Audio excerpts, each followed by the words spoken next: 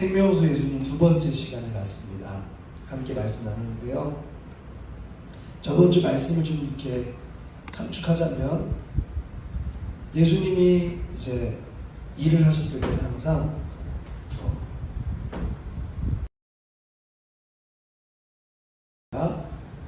하나님께서 명하신 뜻을 그대로 실천하고 하나님께서 명령하는 것에 순종을 하였습니다.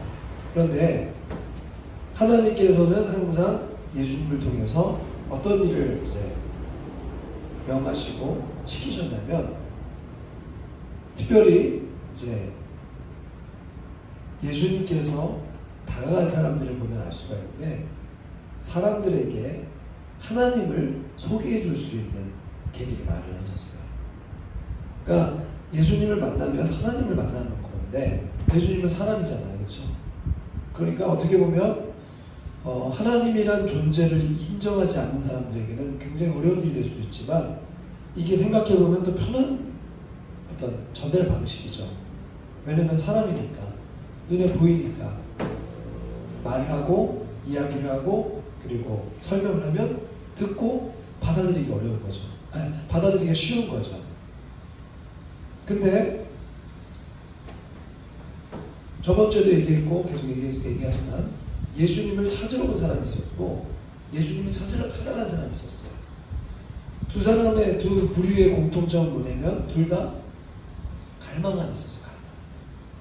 병이 낫기를 원하든지 아니면 정말 고차원적인 어떤 명생에 대한 질문도 갖게 되고, 대부분 자신의 필요를 채우기 위해서 예수님을 구하게 돼요. 그런데 오늘 이 등장한, 저번 주부터 2주간 살펴보고 있는 사마리아 여인은 굉장히 특별해요. 왜냐면 사마리아 여인에게는 특별한 문제가 없었거든요. 그냥 어떻게 보면 병이 든 것도 아니고, 어떻게 보면 뭐 삶을 살아가는 데 있어서 큰 어려움을 겪은 것도 아니에요. 물론 오늘도 말씀을 나누면서 이제 설명하겠지만, 남편 스님 5명이라는 것 자체가 뭐 삶을 살아갈 때 사람들이 입방아에 오르고 약간 뭐랄까 부도덕하다라는 어떤 평가는 받겠지만, 그것 때문에 삶을 살아가는 데 있어서 뭐랄까 직접적인 어려움이 그렇게 크진 않을 것 같아요. 물론 그 당시의 문화가 지금과는 많이 다른 것도 포함이 되긴 하겠지만, 오히려 그 당시가 더 엄격했겠죠, 지금보다. 그런데 잘 보세요. 예수님이 이 여인을 찾아갔어요. 특이한 사실이에요. 그리고 이 4장을 보면 알겠지만, 너무 찾아간 그 모습, 그 다음에 찾아가서 나는 내용이 길어요. 한번 요한복음을 여러분 쭉 한번 읽어보세요. 다른 어떤 누구보다도 오히려 니고데모만큼 많은 대화를 했어요. 성경에서 긴 장을 할애해서, 절을 할애해서 어떤 상황을 설명했다는 것은 그것이 중요하다는 걸 말해요.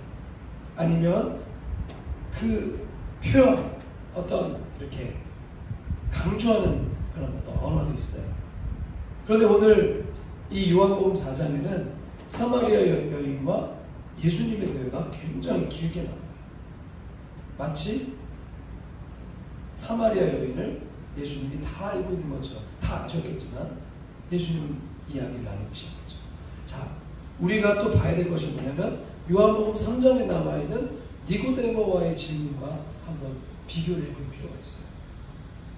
니고데모는 굉장히 많은 것들을 알고 있었기 때문에 어쩌면 예수님과 대화하는 게 편했겠죠. 그리고 뭐 유대인 남자기도 하고 성별도 같기 때문에 얘기가 더 쉬웠을 거라고요. 그런데 반면에 사마리아 여인은 그렇지 않았잖아요. 사마리아인이라는 것도, 여자라는 사실도 예수님과 얘기하기에는 굉장히 어떤 거리감을 느끼게 만드는 요소였습니다. 자, 예수님을 기다리고 있는 한 사람에게 예수님이 찾아가신 것도 참 특이한 일이지만, 많은 이야기를 나눈다는 거. 여러분, 여기서 우리가 알 수 있는 것은 무엇이냐면, 언제나 주님은 우리에게 말을 걸 준비를 하고 계시다는 거예요. 오늘 이 순간에도. 여러분들이 정신줄만 놓지 않는다면 예수님은 대화하기 원하시는 거예요.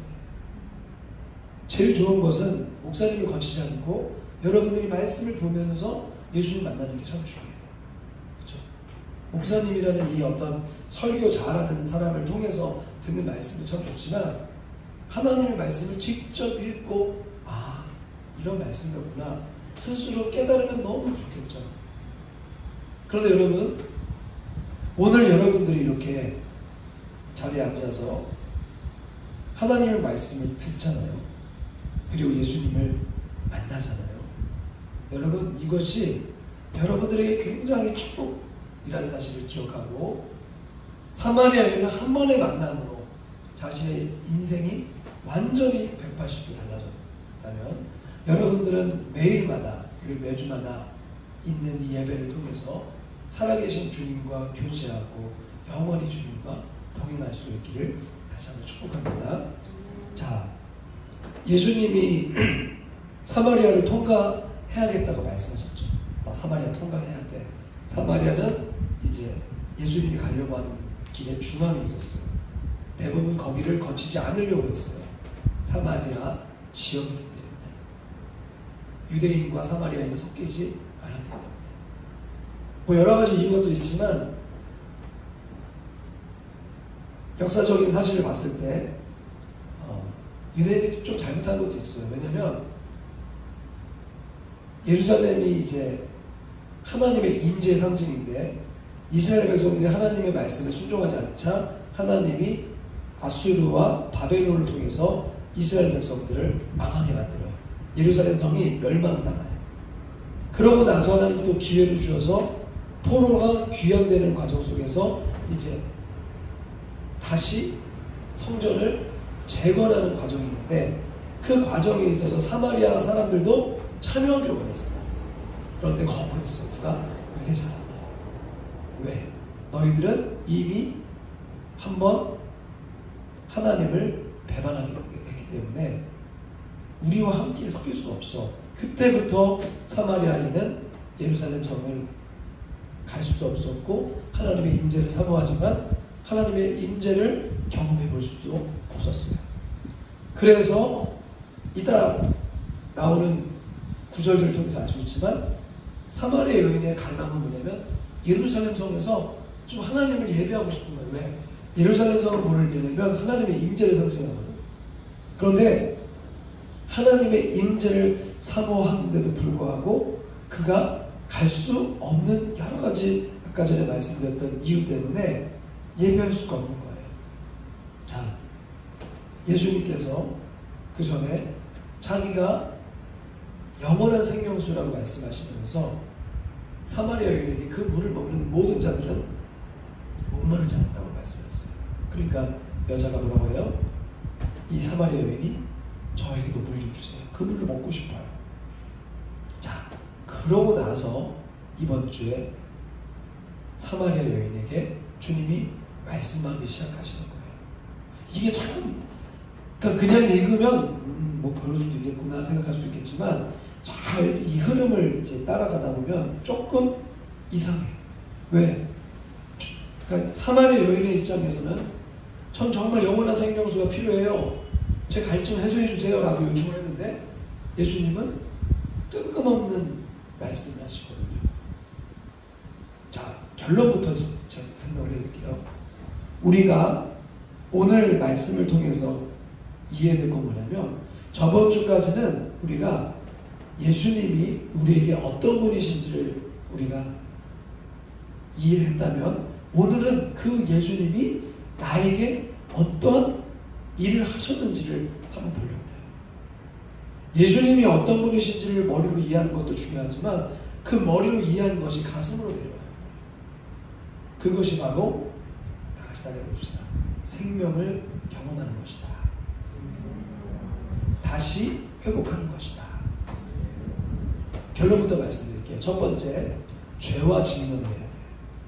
그러니까 죄와 직면한다는 게 죄와 막 싸우고 막 내가 죄 짓지 말아야지 막 그렇게 한다는 게 아니라 나의 죄를 그대로 받아들이는 거예요. 그대로 그것을 내가 하나님 앞에 가지고 가요. 두 번째, 따라해봅시다. 예배를 회복해야 한다. 우리가 죄와 직면하고 나서 가장 먼저 주님이 우리에게 말씀하시는 건 뭐냐면 네 죄가 용서되었다는 거예요. 우리가 죄를 갖고 주님 앞에 나가면 너 왜 그런 죄를 졌어? 하나님이 우리에게 손가락질하는 게 아니라 그 죄에 대한 값을 내가 치렀다고 말씀하세요. 그렇기 때문에 우리는 예수님을 만나면 눈물이 나올 수밖에 없어요. 잘못은 내가 했는데 그 잘못에 대한 대가를 예수님이 지킬 수 있어요. 그렇기 때문에 예수님이 우리를 만나주실 수 있는 거예요. 왜? 죄의 문제가 해결됐습니다. 그때부터 예배가 회복되는 거예요. 이 흐름을 잘 봐야 돼요. 마지막 세 번째 따라봅시다. 경험을 그대로 고백해야 된다. 내가 경험했던 걸요, 일주일의 삶 가운데 한 번도 얘기하지 않으면 여러분 우리의 삶은 항상 제자리 걸음을 할 수가 없어요. 여러분들이 앞에서 찬양인을 하든 기도를 하든 뭘 하든 간에 오늘 이 시간 나눴던 그 말씀이 한 주간의 삶에서 계속해서 되뇌어져요. 저번 주 말씀에 대해서 내가 붙잡을 수 있는 하나의 어떤 내 마음속에 결단할 수 있는 어떤 주제가 있어야 우리의 삶에 있어서 죄와 직면하고 예배를 회복하는 삶이 지속될 수 있는 거예요. 그래서 여러분 전도하는 게 굉장히 중요해요. 왜? 전도는 누굴 위하는 거냐면 상대방을 위해서 하는 게 아니라 나를 위해서 하는 거다. 왜?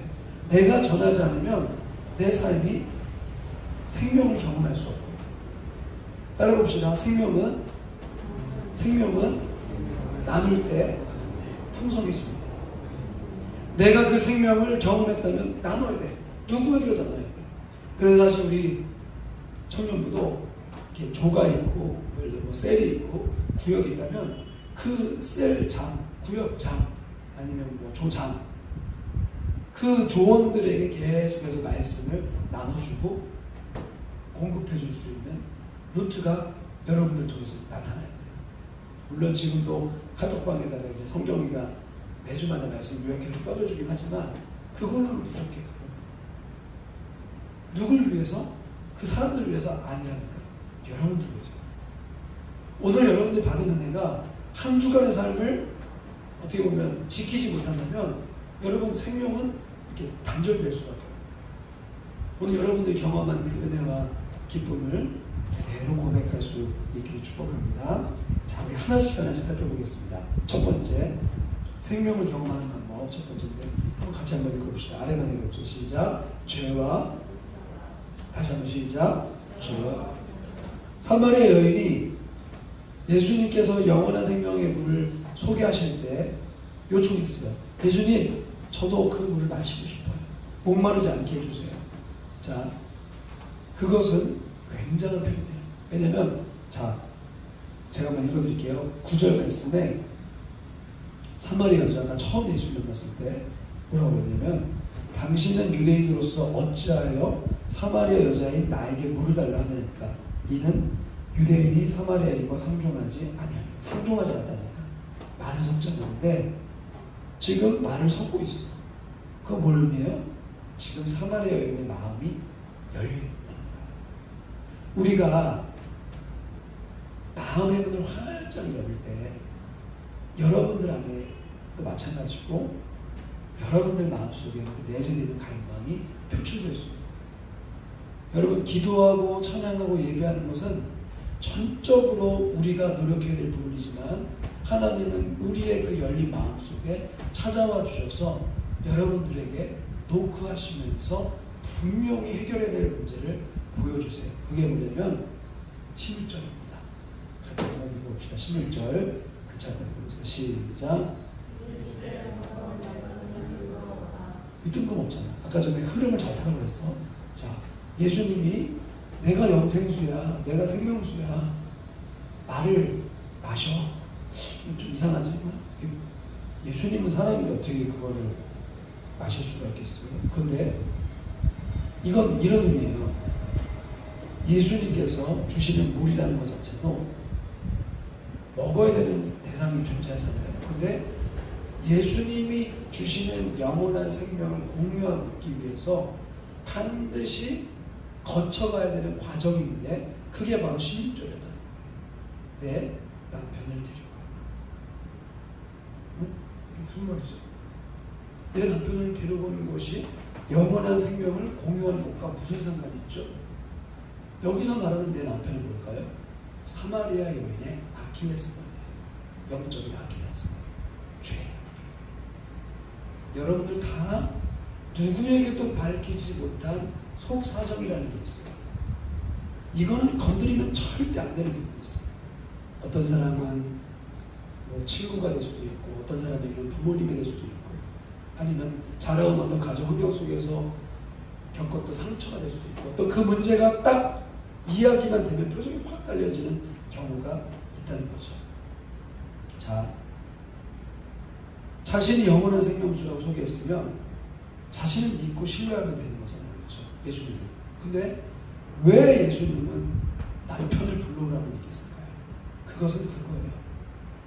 너의 죄의 문제가 드러나지 않으면 아무리 너에게 영원한 생명의 물이 있다고 할지라도 마실 수 없다는 거예요.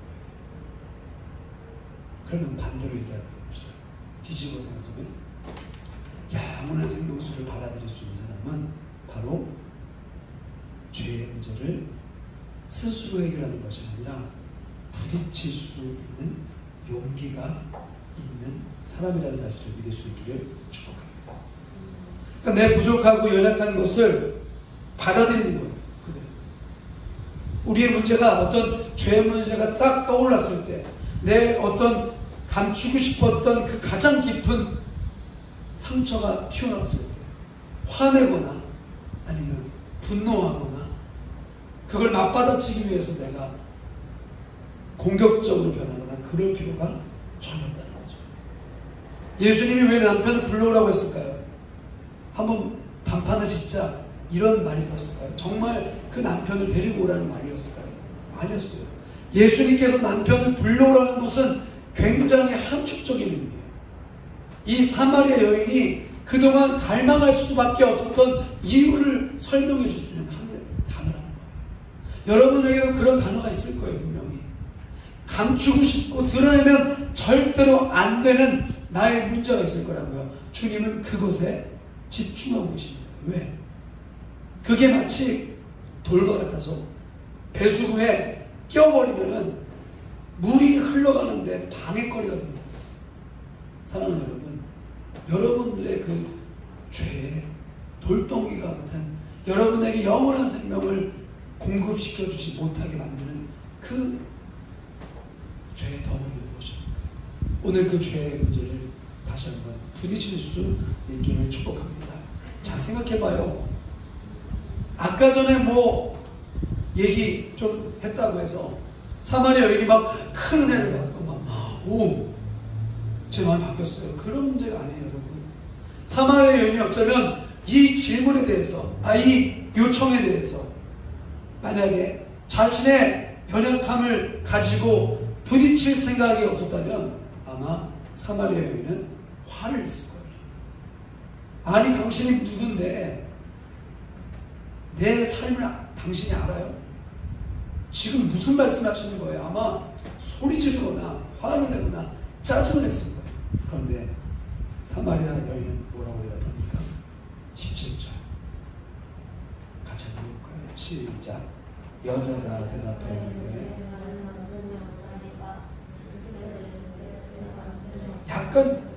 약간 코미디 빅리그 같은 좀 약간 웃긴 상황이죠.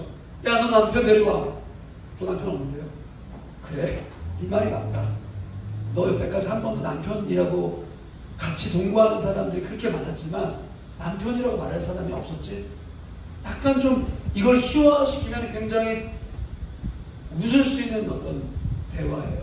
그런데 잘 보세요, 여러분. 이렇게 웃을 수 있는 어떤 희화화시킬 수 있는 지금 내용이냐고요. 여자예요. 사마리아 여인이면 여러분 생각해 보세요. 상처가 있는 여인은 굉장히 예민합니다. 여러분. 남자는 모르겠어요. 여자들은 약간 예민해요. 자기 상처에 대해서 굉장히. 그렇기 때문에 예수님이 남편을 불러오라는 그 요청을 사마리아 여인은 거부할 수 있는 거라니까. 당신이 아까 전에 뭐 영생 뭐 그런 얘기하지만 지금 나한테 지금 무슨 얘기 하시는 거예요? 이상한 사람 만나면 도망갈 수도 있어요. 그런데 대답을 해요. 전 남편이 없습니다. 여러분 잠깐 생각하세요. 이게 문제예요. 왜 남편이 없다고 했을까요? 자신이 한 번도 함께한 남자들 중에 같이 자신의 마음을 나눌 사람이 없어요. 여러분 이거 현대사회를 하고 보면 우리의 삶과 비슷해요. 사랑을 한다고 하고 서로 감정을 표현하기도 하고 어쩌면 영원한 인생의 동반자가 될 것 같은 사람들을 만날 수 있는 우리의 삶이지만 한 번도 마음을 터놓은 적이 없는 이 연애 삶. 저는 오늘 이 말씀을 준비하면서 그런 생각을 했어요. 사마리아 여인이 참 외로웠겠구나. 여러분 생각해 보세요. 지금 사마리아 여인이 남편이 없다고 말하는 그 자체가 거짓말이잖아요. 남편이 없는 건 아닌데 분명히 같이 살고 있는 사람이 있는데 그 사람을 남편으로 인정하잖아요. 얼마나 불쌍한 인생이야. 같이 살고는 있어. 여러분 다 성인이니까 몸은 섞고 있어. 그런데 그 사람이 남편은 아니야. 여러분 이것은 어쩌면 우리가 우리의 인생 속에서 예수님을 대하는 것도 비슷하지 않을까요?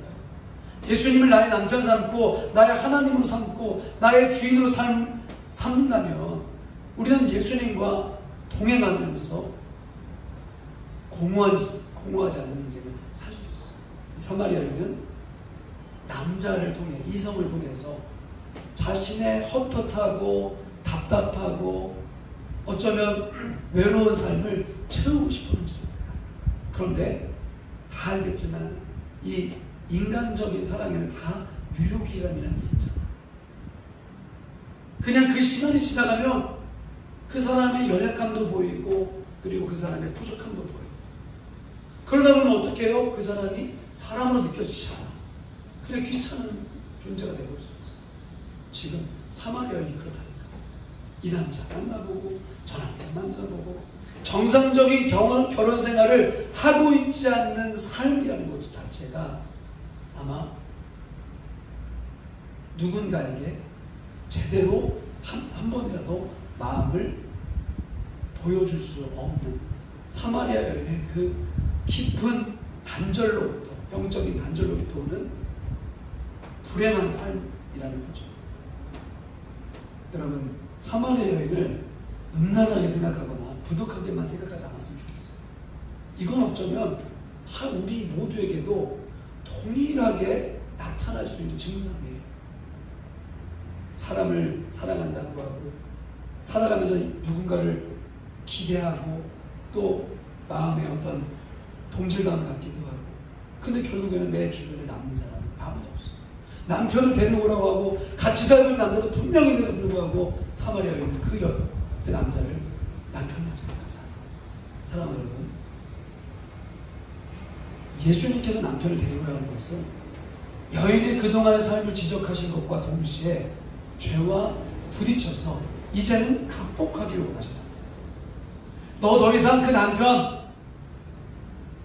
그 남편 이상의 누군가를 만날 생각하지 말고 이제는 네 삶이 더 이상 돌고 도는 인생이 아니라 하나님 안에서 정착할 수 있는 인생이 되었으면 좋겠다. 아마 주님이 그런 의도로 말씀하지 않으셨을까 생각이 들어요. 자, 18절 말씀 같이 한번 읽어봅시다. 같이 시작. 너에게 남편 5이 있었고 지금 있는 자도 내 남편이 아니니 내 말이 참되었다. 자, 깜짝 놀란 거죠. 근데 저는 다시 한번 좀 이걸 꼭 짚고 싶어요. 왜 사마리아 여인은 화를 내지 않았습니까? 물론 다 맞췄기 때문에 소름 돋아가지고 막 이 사람 뭐야 이렇게 할 수 있겠지만 내가 사마리아 여인이었다면 예수님이 정말 사랑의 마음으로 이 사마리아 여인에게 다가가지 않았다면 불쾌한 감정을 표현했을 수 있어요. 당신이 누군데 내가 그동안 만났던 남자가 몇 명인데 그게 뭐가 중요한데 왜 자꾸만 나의 과거를 들춰내는 겁니까? 근데 사마리아인은 그렇게 말하지 않죠. 19절 한번 같이 읽어봅시다. 시작. 여자가 이르되 주여 내가 보니 선지자로소이다. 참 복된 거예요. 왜? 자신의 문제, 자신의 죄, 연약함, 그 어떻게 보면 씻고 싶은 그 더러움, 그 악한, 어떻게 보면 우리 모두에게도 있을 수 있는 그런 문제를 부딪혔을 때 도망가지 않고 오히려 예수님을 선지자로 여긴 그 여인의 마음이 저는 복되다고 생각해요. 여러분, 우리의 문제가 드러나는 게 문제가 아니에요. 우리의 문제가 드러나는 것은 굉장히 좋은 일이에요. 우리의 연약함이 나타난다는 것은 굉장히 당연한 일이에요. 여러분, 그런데 그 문제를 여러분들이 결론하지 마세요. 내 죄를 지금 사마리아 여인이 왜 남편이 다섯이 없겠어? 다 자기의 과거를 다 얘기했을 거라고. 내가 한번 소설 쓴다면 이런 얘기 저런 얘기 막 하다 보니까 하지 말아야 될 얘기도 하게 되고 막. 근데 만나면 만날수록 뭔가 이 사람으로부터 위로를 받고 있다는 생각이 들지 않고 이 남자가 자꾸 나를 업신여긴다고 생각하지 않습니까? 그러다 보니까 결국에는 마음속에 골이 한 사람, 두 사람, 세 사람, 네 사람, 다섯 사람, 여섯 사람 만나면 만날수록 위로를 받고 힘을 얻고 다시 내가 회복해야겠다는 생각이 아니라 감춰야겠다. 들춰내지 말아야지 라는 생각을 하지 않았을까 생각해요. 그런데 예수님을 만났을 때는 달랐다는 거예요. 예수님이 남편의 문제를 얘기하고 네 남편이 진짜 남편이 아니다라는 어떻게 보면 팩트를 정확하게 체크하면서 그게 하나의 폭력적인 사실이었음에도 불구하고 이 여인은 오히려 예수님을 선지자로 고백합니다. 그리고 주님으로 고백하는 거죠. 주여, 내가 보니까 당신은 선지자이십니다. 여러분, 우리의 삶이 어떻게 보면 하나님으로부터 응답받고 하나님이 나를 인도해 주실 분이라는 것을 믿는데 우리는 투트랙을 쓰는 거예요. 응답받는 건 좋다 이거야. 우리의 삶의 문제가 해결되는 건 좋다 이거야. 그런데 하나님, 내 연약한 것은 절대로 건드리지 마세요. 내 부족한 모습은 절대로 나타내지 마세요. 그것만큼은 좀 그냥 용서해줬다고 하니까 그냥 넘어가세요. 주님은 그렇게 하지 않으세요. 우리의 문제를 정확하게 드러내시고 그 문제에 더 이상 휩싸이지 않도록 주님이 어떻게 보면 용서해 주십니다. 따라 보겠습니다. 드러나는 것은 부족함이 아니라 하나님의 은혜를 경험할 수 있는 통로가 된다. 그러니까 여러분, 내 연약함, 내 부족함 하나님 앞에 기도할 때 다 쏟아내야 돼요. 다 나타내야 돼요. 왜? 그래야 주님이 정말 우리에게 말씀하시고자 하시는 것을 들을 수 있거든요. 근데 우리 문제는 뭐예요? 다 가려야 돼요. 가려. 그리고 뭐라고 얘기를 해? 뭐 들리긴 하는 것 같은데 정확하지 않아. 벗어야 돼요. 하나님 앞에 올바르게 나의 문제를 드러내야 돼요. 죄와 직면한다는 거, 아까 전에 죄와 부딪히라고 했죠? 이건 뭘 의미하냐면 내가 해결할 수 없다는 거예요. 하나님, 이 죄 문제 내가 해결할 수 없어요. 여러분, 죄를 이길 수 있는 사람 있습니까? 죄는 이기는 게 아니에요. 따라 봅시다. 버리는 거다.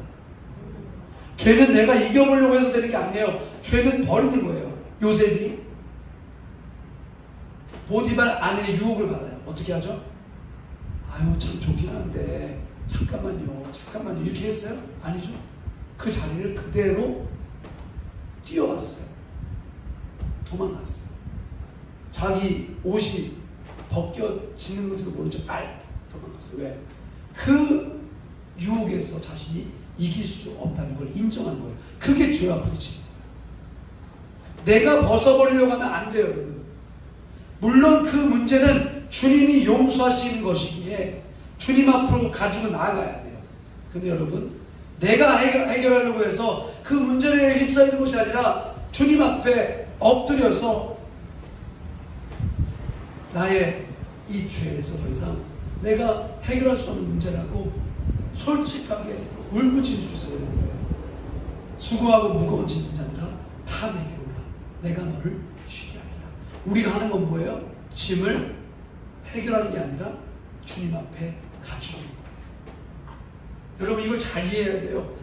죄의 문제는 내가 해결하는 게 아니라 다시 한번 얘기하죠. 일주일 동안 내가 왜 말씀드리고 있었는지 알아요? 내가 살려고 하는 거예요. 내가 살려고 하면 못 살아요. 내가 죽어야 돼. 내가 죄의 문제와 부딪힌다는 것은 뭐냐면 내가 죽는 거야. 주님 나 이거 내가 뭐 해결 못해요. 그래서 예배당에 와서 기도하기 시작하는 거예요. 왜? 내 문제를 내가 해결할 수가 없으니까.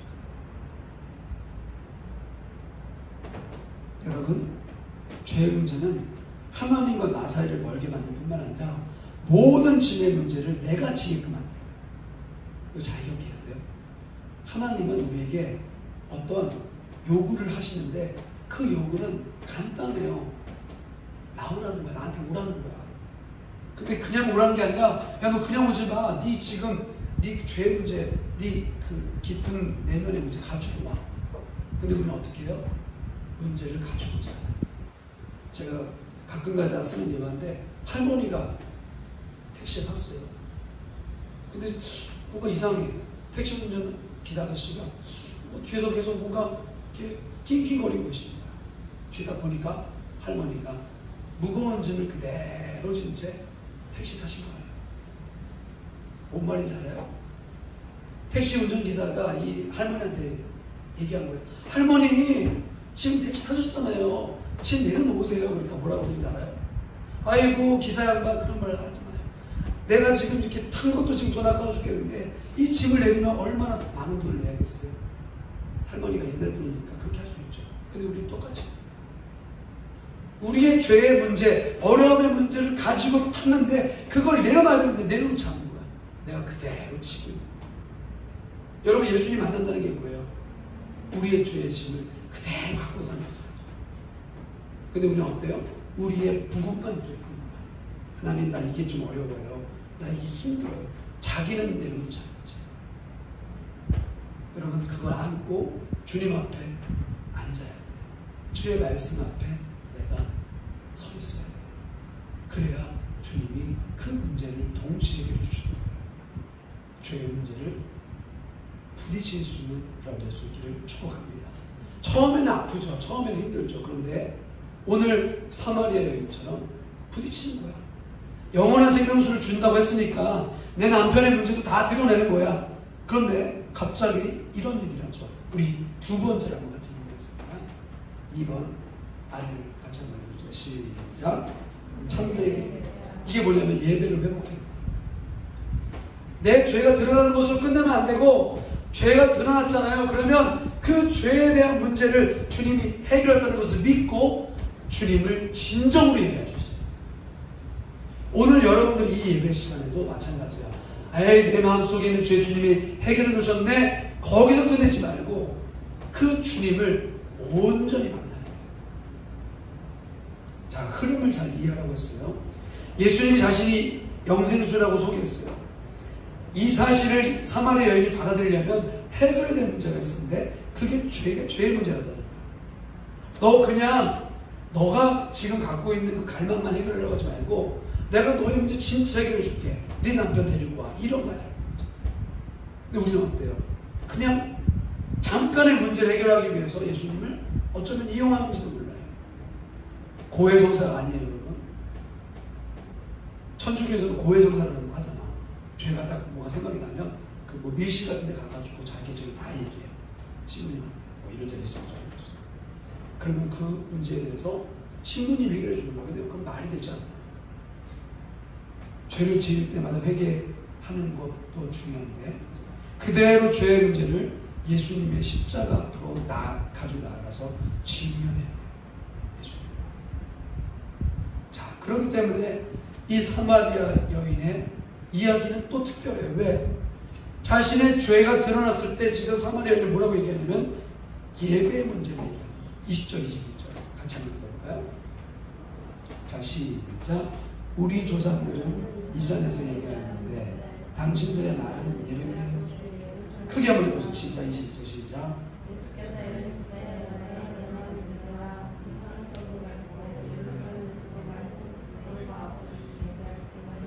오늘 조금만 예배 시간 조금 더 내가 쓸게요. 좀 이해해 주세요. 오늘만 중요한 문제이기 때문에.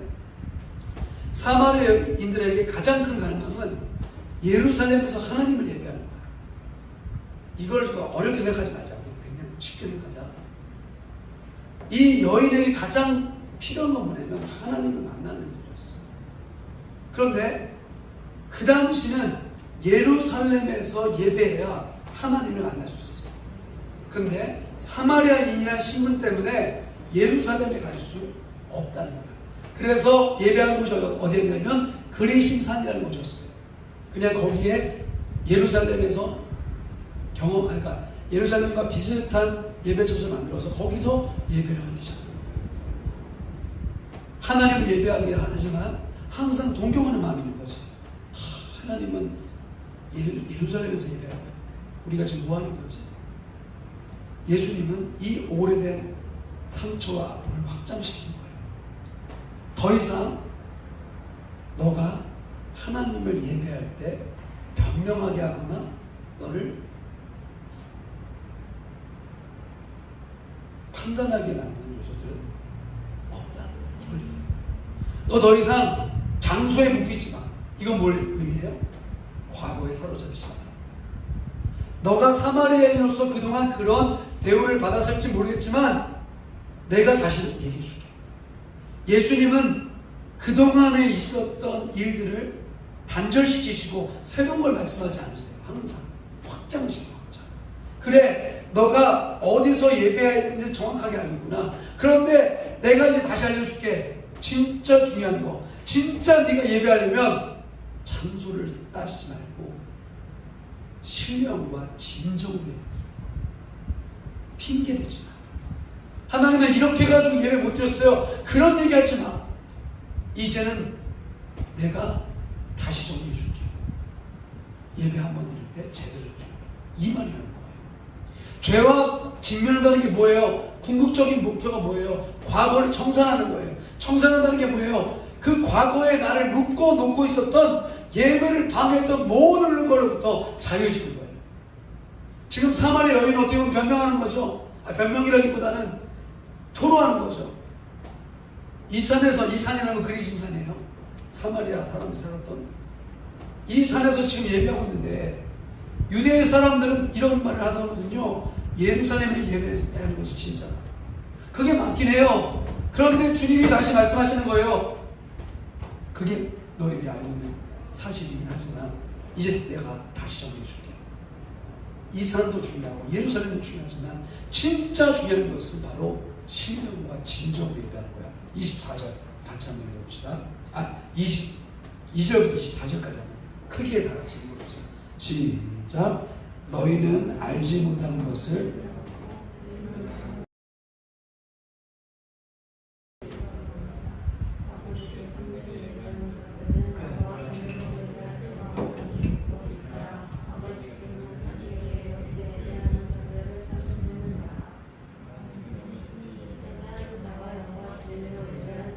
여러분 이런 거예요. 사마리아 사람들은 지금 예배를 엉터리로 하고 있는 거야. 엉터리라는 게 사마리아 사람들의 죄만은 아니야. 유대인들에게도 책임은 있어요. 분명히. 왜냐면 사마리아인들 품어주지 않았잖아. 그런데 지금 주님 말씀하시는 건 뭐냐면 그래 맞아.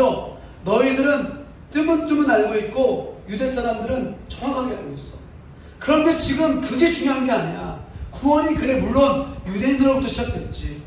근데 진짜 중요한 건 23절이야. 하나님께 참되게 예배하는 자들은 영과 진리로 예배할 때문이니 곧 이때라. 이게 무슨 말이에요? 하나님 앞에 참되게 예배하는 사람들을 하나님은 찾고 계신다는 거예요. 무슨 말이죠? 내가 죄의 문제에 허덕이던 그 문제 속에서 내가 지금 휩싸였던 간에 주님은 그 문제를 이제 청산해버리고 제대로 예배할 사람들을 지금도 기다리고 계시는 거예요. 여러분, 일주일 동안 삶이 어제 내가 들어보니까 퍽퍽해. 뭘 했는지도 모른 채 그냥 하루가 슉 지나가요.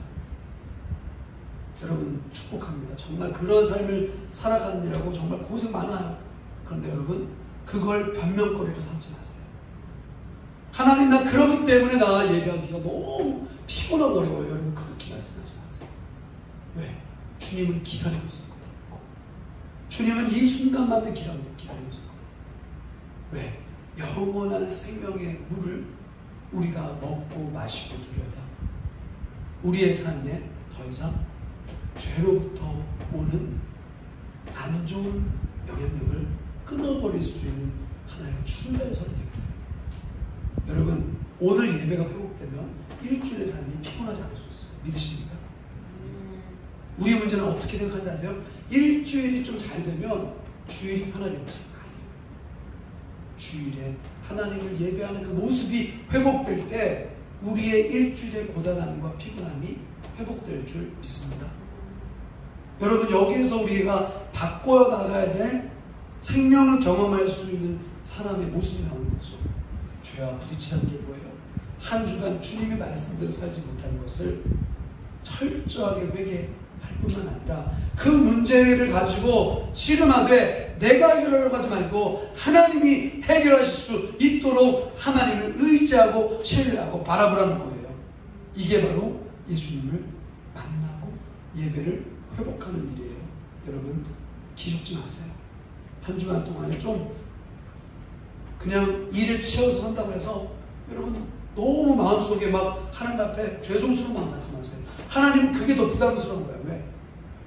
내가 당당하게 사는 것이 하나님께서 주시는 우리의 삶의 목적인데 내가 일주일 동안 잘 산다고 당당한 것이 아니라 주님이 우리의 삶을 용서하시고 회복시켜 주시기 위해서 모든 걸 예수님을 통해서 우리에게 전달해 주었다는 것을 믿을 때 가능한 거거든. 근데 우리는 어렵게 생각해요. 누가 어렵게 만들지? 사단이 다 바꿔놓는 거야. 영적인 삶을. 여러분, 이제 다시 시작하십시다. 하나님은 살아계시기 때문에 예배하는 자는 살아있는 마음을 드리라는 거예요. 살아있는 마음. 죽어있고 피곤하고 연약한 모습 드리지 말고 좀 하나님을 만나는 것을 즐겁게 기쁘게 생각하며 하나님 앞에 나아가라는 거예요. 기죽지 말고 핑계와 변명에 사로잡히지 말고 과거에 집착하지 말고 그대로 하나님 앞에 나아가는 거예요. 여러분, 이제 이해가 되죠? 왜 남편을 불러오라고 했고 왜 사마리아 여인이 예배를 얘기했고 그게 왜 연관되는지 알겠죠? 예배로부터 모든 걸 새롭게 시작할 수 있는 여러분 예수 되기를 축복합니다. 오늘 예배가 시작되는 거예요. 그 예배의 삶은 바로 한 주간의 삶을 결정지을 수 있는 삶이 되는 거예요. 여러분, 승리하십시오. 오늘 이 순간에도 핑계와 변명 되지 말고 하나님 앞에 힘들다고 하면 힘들다고 솔직하게 드러내라는 거예요. 근데 왜 그걸 감춰놓고 일주일 동안 또 힘들게 살고 또 예배 시간에 또 피곤한 모습으로 나오고. 미안해요. 여러분들 지금 피곤한 모습이라는 게 아니라 이제는 조금 흐름을 바꿔보자는 거예요. 마지막 세 번째. 같이 한번 아래만 읽어봅시다. 시작. 경험한 대로 그대로 고백하라. 여러분, 저는 이걸 보면서 참, 그렇구나. 하나님과 동행하면 우리도 그런 삶을 살아갈 수 있는데 라는 생각을 했어요. 자, 한번 봅시다. 우리 26절. 잠깐만요. 25절, 26절 먼저 읽어봅시다. 시작. 여자가 이르되, 크게 좀 읽어주세요. 지금 여자가 진짜 원하는 것은 하나님이었어요. 그리스도였어요. 그런데 예수님을 봤잖아요. 그런데 모르는 거야. 그러니까 예수님 알려주신 거예요. 26절 시작. 여러분, 이게 바로 하나님이 만나. 바로 네가 원했던 그 그리스도가 나야. 오늘 여러분에게 주님이 그렇게 말씀하시는 거예요. 네가 그토록 찾고 있는 사람이 바로 나야. 여러분, 그때 이 여인이 어떻게 되죠? 변화되기 시작합니다. 28절, 29절 같이 한번 읽어봅시다. 시작. 여자가 물동이를 버려두고 동네로 들어가서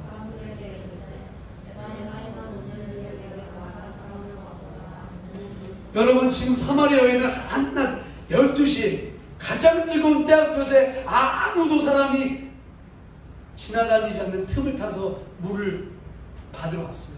근데 지금 바뀌는 거예요. 이게 영적인 질서가 회복되는 거예요. 어떻게 되죠? 더 이상 물동에 집착하지 않아요.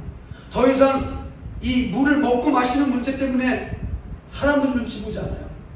왜 여인이 12시 그 때앞볕에 물을 받으러 왔을까요? 남편이 5이었거든. 6명이었거든. 그러니까 사람들이 자기를 다 손가락질하고 있었거든. 아유, 제대로 삶 살지 않고 저렇게 남자를 계속 바꾸고, 에이, 사람도 아니야. 근데 지금 어때요? 물동이를 버려두고 사람들 앞에 자기 모습을 그대로. 왜? 예수님을 만났다는 거야. 내가 그리스도를 봤다는 거야. 여러분, 그 경험 하나가 이 사마리아 여인의 삶을 바꿀 뿐만 아니라 우리 39절 같이 한번 읽어봅시다. 시작. 여자의 말이 내가 행한 모든 것을 그가 내게 말했다 증언하고. 자, 결국에는 여러분, 예수님이 사마리아를 통과하게 되는 이유는 사마리아 여인의 삶을 회복시키는 것도 있겠지만 사마리아 지역에 있는 사람들을 회복시키는 거예요. 여러분, 이건 뭐랑 똑같냐면 내가 3명 다 기도하자고 했잖아. 그 3명과 똑같은 거예요. 그 3명을 하나님께서 나에게 허락하셨다는 것은 단순하게 그 3명이 아니라 그 3명을 통해서 변화해야 될 지역의 사람들을 상징적으로 의미하는 거예요. 더 한 단계 가자면 바로 여러분들이 회복되고 주님 안에서 다시 한번 죄와 부딪힐 뿐만 아니라 예배가 회복된 삶을 살아가면 여러분들을 통해서 이 지역이 바뀌는 거예요. 아멘 했으면 좋겠어요. 아멘입니까? 주님은 그런 큰 그림을 그리는 거예요. 그러니까 어떻게 해요? 40절에 같이 한번 읽어봅시다. 시작. 사마리아인들이 예수께 와서 자기들과 함께 유하기를 이것은 말이 되지 않는 거예요. 아까 말했잖아요. 사마리아인은 유대 사람과 상종하지 않아요. 아니, 다시. 유대 사람은 사마리아 사람과 상종하지 않습니다. 그게 여태까지 생겼어요. 이걸 뒤바꿔버려요. 아니, 뒤바꾼다기보다 다시 회복하는 거지. 다시 하나가 되는 거지. 여러분, 이것은 기적이기도 하지만 우리에게 실제적으로 일어날 수 있는 상식적인 일이에요. 우리는 뒤바꿔서 생각하고 있어요. 우리의 삶에 기적이 상식인데 상식이 기적이 되어버렸어. 상식적으로 사는 게 기적이 되어버렸어. 기적적인 삶을 살아가는 게 우리 상식이 되어야 돼요. 여러분, 지금 이 경험을 한 사마리아 여자 한 명이 예수님을 만나서 그가 진정으로 갈망했던 하나님을 경험한 것뿐만 아니라 사람들에게 다가갈 수 있는 권한까지도 그가 받고, 그래서 결국 어떻게 돼요? 41절에 예수의 말씀 말미암아 믿는 자가 더욱 많아. 42절 같이 한번 읽어봅시다. 시작. 그 여자에게 말하되 이제 우리가 믿는 것은 너 말로 인함이 아니니 이는 우리가 친히 믿고 그가 참으로 세상의 구주이신 줄 알미라. 사람이 원하지 않아요. 사마리아 여자 그 한 사람이 중요한 게 아니라 이제는 내가 너를 통해서 예수를 만나지 않고 내가 스스로 예수를 믿다. 여러분, 경험해야 돼요. 그래서 사람 의식하지도 않을 수도 있고요, 두려워하지 않을 수도 있어요. 하나님을 경험한 그 내면의 갈망이 이제는 해결되었기 때문에 생명을 경험하는 거예요. 우리가 2주간 생명수 예수님이라는 주제로 말씀을 드렸습니다. 종합해 보겠습니다. 여러분, 통과하십시오. 사마리아라는 건 어떻게 보면 유대 사람의 아킬레스건 같은 거예요. 하나님은 모든 인종과 그리고 어떤 제한된 누군가를 어떤 일부를 사랑하시는 것이 아니라 모두를 사랑하세요. 하나님이 세상을 이처럼 사랑하사 독생자를 주셨으니 이는 그를 믿는 자마다 멸망하지 않고 그죠? 영생을 얻게 하시고. 그 세상에 누가 포함돼요? 그 세상에 누가 포함되지 않아요? 포함되지 않는 사람은 아무도 없어요. 다 포함돼요. 여러분, 이제 우리는 가야 합니다. 사마리아를 통과해야 통과하되 그냥 가지 말고 반드시 만나야 되는 사람을 정하세요. 우리 정했어요, 다 자기가. 그리고 그 사람에게 예수님을 소개하세요. 죄와 직면하고 예배를 회복하는 건 내가 해결하는 게 아닙니다. 다시 한번 얘기합니다. 여러분들 뭘 해야 되죠? 통과하기만 하면 돼요. 여러분들이 그 지나가기 힘든 그 어떤 진입 장벽이 좀 높은 사람들에게 다가가요. 아직도 카톡을 하지 못하고 전화를 못할 수도 있어요. 그리고 그게 오래 갈 수도 있어요. 괜찮아요. 그런데 반드시 기억하십시오. 통과할 때 능력이 나타납니다. 그 사람들을 통과할 때, 그 사람들을 접촉할 때 주님은 예비된 은혜를 마음껏 부어주십니다. 예수님을 소개하세요. 그러면 죄와 직면하게 되고 예배를 회복하게 됩니다. 사랑하는 여러분, 여러분들을 통해서 우리 임마누엘 청년부가 생명을 경험하는 공동체를 통합니다. 하나님의 축복의 통로가 될 수 있기를 축복합니다. 내가 오늘 찬양하고 기도하다가 하나님이 그런 마음을 품게 하셨어요. 하나님, 우리 청년 공동체가 축복하는 공동체 되기를 바랍니다. 마음껏 축복할 수 있어요. 그러려면 뭐가 필요하다고요? 죄를 그냥 두지 말고 안고 주님 앞에 나가야 돼요. 죄와 부딪히셔서 그 다음에 예배를 그래서 회복해야 돼요. 오늘도 그 주님이 찾으시는 한 사람이 반드시 되어서 여러분들을 통해서 생명의 물줄기가 각 삶에 나타날 수 있기를 다시 한번 축복합니다. 다 같이 한번 일어나봅시다.